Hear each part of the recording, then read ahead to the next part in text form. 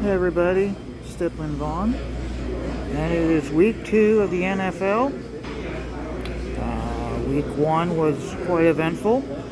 My Steelers, which were not aired in my area because we're a Ravens market, but fortunately we have an ally. We have Patty Kim, who is a state representative in Dauphin County. There's a news report that she wants the NFL to revisit how they determine what they air due to the fact that there's such a large Steelers population in this area and we can't watch it. The only way we'll watch is if we have the NFL ticket or if we go out to a sports bar that has the NFL ticket. Okay? So, whether she's just doing it to get eyes on her, or whether she's actually going to make something happen of it, I do not know. So, we can only hope. But the Steelers game was great, went into overtime against the Bengals. Here's the thing also. Week 1, and we have to watch the Ravens, the crappy Ravens, and they aren't even playing a divisional team.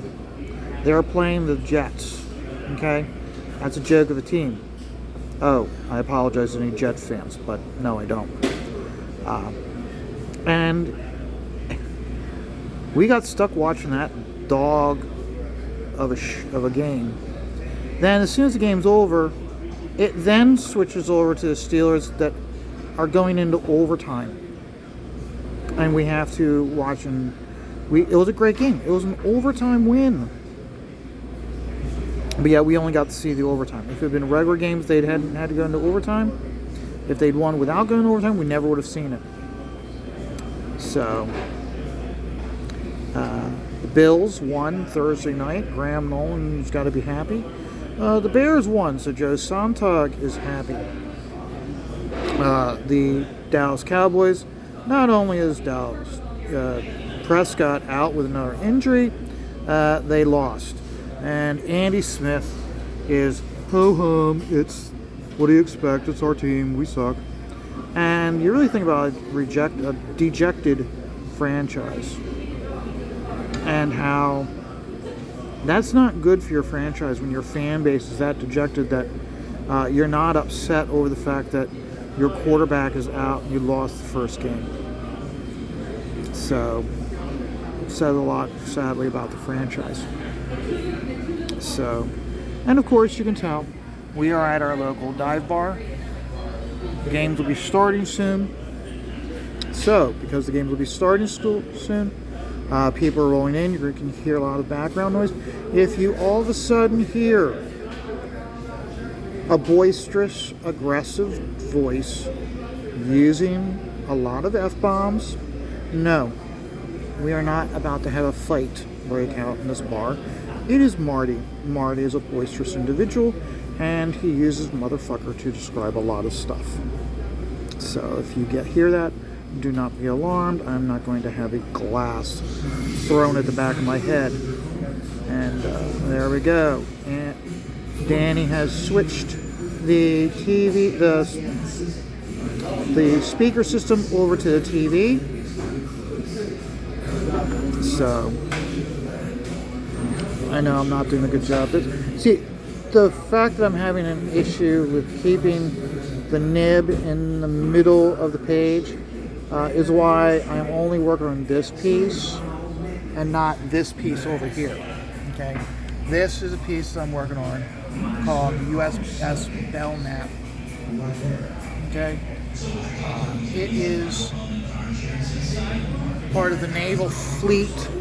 The class of the ship is called Belknap. So it was the first ship to be built, and the way it works is the first ship built, and name is the name of the class.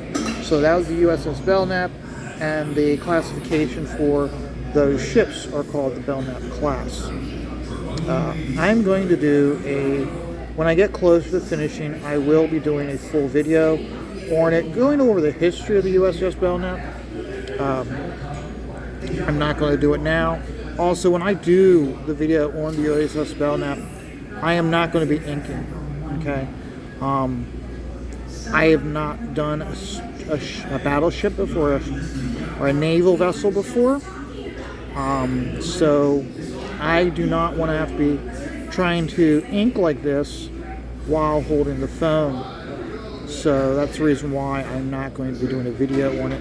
When I do a video on it, I'll be holding the phone, and I will just be using my finger to point stuff out and give you a history of the USS Belknap. One of the people in here, Al, he has commissioned me to do the USS Belknap.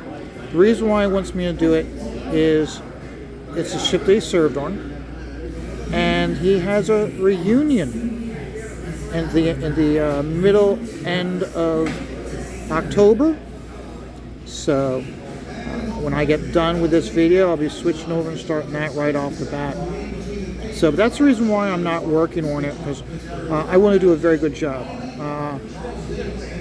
When you hear a lot of comic artists talk, they talk about how they'll do something and then they'll speak to their fan base, and their fans will be like, how you really did a good job referencing this because of this, that, and the other thing. Or you didn't really do a good job referencing this because it looks like this and it does this, you know, talking about a car, a plane, a bird. And so, as an artist, when you're doing stuff, you're learning on the fly how things work. So, again, it's kind of like the old saying goes, you're a jack of all trades, master of none. And that's how you've got to figure out visually also, is how does this stuff look out visually, but then also, why does it look that way, and why does it operate that way? So, the U.S. Belknap, I'm taking a lot of time because I know the U.S. Belknap is going to be reviewed and seen by men that served on this ship. And it's funny how there's a pride by certain individuals when they serve, but with naval men, there seems to be a great deal of pride with the ship they served on, and in their minds, their ship was the best of the fleet. And that's a big thing that we don't have a lot of. That's what I do like about Comicscapes. There's pride. There's pride in the projects they're doing, and they show their pride. Whereas the detractors, all they want to do is put us down. When they don't acknowledge the fact that these are all businesses that are growing and expanding and succeeding. And that's what I really like the most about Comicscapes, is we have an attitude of we want everybody to succeed. Everyone succeeds makes all of us stronger. Okay? So I am definitely of the mindset that I want to succeed, and so am I going to put down others, or am I going to help lift others up? And that's the important thing that gets left out a lot when they're constantly having to defend themselves against detractors and haters. The biggest thing that I see about Comicsgate is you look at how far this community has grown, and how it is affecting not just the fans, but how it's now affecting the creators in their successes. And we're seeing more and more campaigns coming out, but not just new campaigns, but creators going on to their second or third campaign. That's the important thing. Okay? So, well, folks, the games are about to start. So guess what? Game stressful. Day's gonna be stressful. Guess what? That's why we always take it one dot at a time.